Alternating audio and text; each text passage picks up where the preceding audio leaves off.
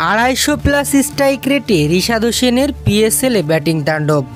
0 রানে বড় ভাই সাকিব আউট হলেও বাংলাদেশের মান বাঁচালেন রিশাদ হোসেন। দর্শক, ফাইনালে ওঠার লড়াইয়ে মাঠে নেমেছিল সাকিব রিশাদের লাহোর কালান্দার্স ও ইসলামাবাদ ইউনাইটেড।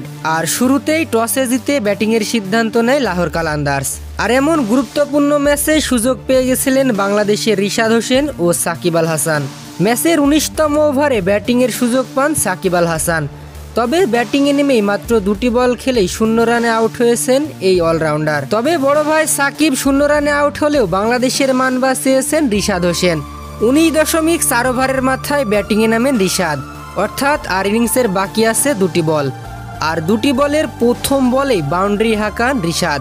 ইনিংসের শেষ বলেও 4 মারতে যান রিশাদ হোসেন, তবে সেটি 4 না হলে 2 রান নিতে গিয়ে রান আউটের ফাঁদে পড়ে যান রিশাদ। আর মাত্র 2টি বল খেলেই 5টি গুরুত্বপূর্ণ রান করেন রিশাদ হোসেন, যেটি ছিল 250+ স্ট্রাইক রেটে।